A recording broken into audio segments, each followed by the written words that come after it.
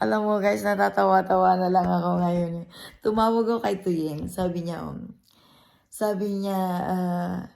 galit na galit daw. Kasi gusto niya guys, ang gawin ni Tuyen, ang gusto niya, ako ang makinig na makinig sa kanya kapag nagdadaldal at nagsisisermon siya sa akin na parang lola. Tapos, gusto niya, siya ang magdidesisyon sa buhay ko. Guys, gusto niya guys na ako, hihingi ako ng pera sa kumun or lalapit ako sa kumun asking about contant help. It because, I don't have job and I'm sick. Why I need to do that? Bakit ako hihingi ng limos sa kumun about money and then they will send me to the mental hospital and make me, more crazy, stupid.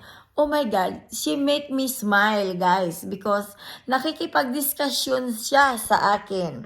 Nakikipag-discussion siya. She said that, oh, you know what, I don't want to talk to you. Don't come here to my restaurant, she said. Because, I help you too much. What? She'll never help me. Honest is, I have a duty there almost, almost full time. And then how many days a week without salary. And then it's 3.5 months, guys, without salary. Alam mo, it sounds very funny, no? Na people here, they want to use you for free. And then if you want to ask something, something return that, because you need. Tapos sabi kong gano'n, no? You know what? Sabi niya gano'n. And then she asked me again, like before. Like before, she said, ang ano niya, ang style niya, ganito guys, how much, she said, do you want that? I will pay your salary, she said. Like before, she said like that, and then she used that words again to me, and then sabi niya,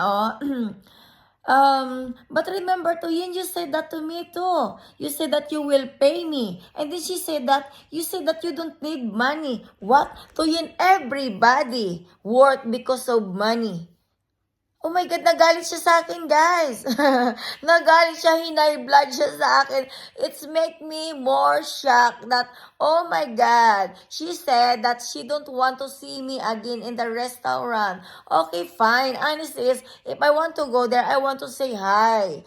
Not to work hard without salary. Imagine yung 3.5 months, guy. 3.5 months, guy.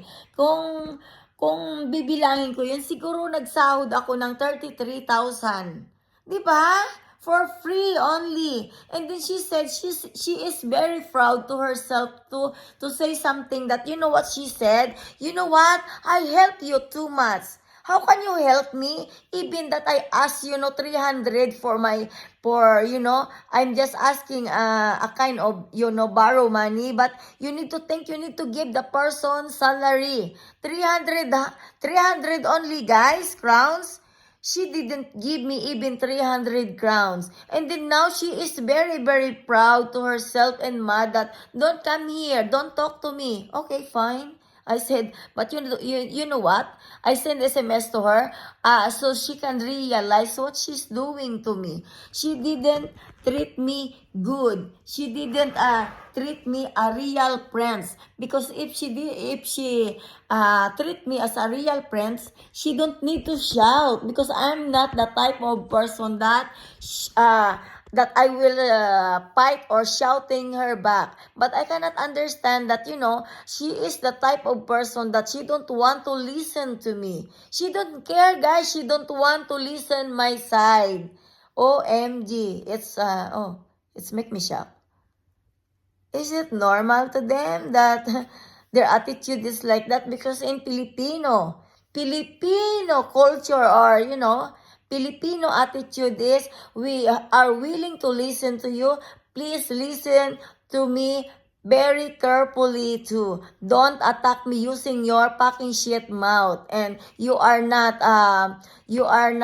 listening what I'm saying because, I need to decide what I need to decide. Oh my God. People here, they are user, guys. Foreigner or Danish, it's the same attitude. that it makes me shock. Oh my God. Ganito pala ang mundo, guys. Grabe, no? Sabi niya, Rogelia, si Pear daw, yun yung sa Shell. Remember that I work in Shell?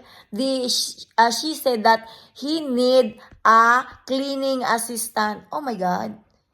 He want to hire me as a cleaning assistant to his house? No way.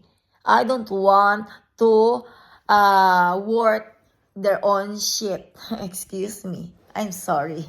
If you fired me, why I will work to your restaurant, to your house as a cleaning assistant? No way. You fire me, clean your own mess. Yeah. Yun lang guys. Bye. Shinare ko na lang sa inyo guys kasi parang, oh my God, it sounds very, very funny. Kung paano sila mag sa akin, kung paano nila ako tratuhin, it's, oh my God.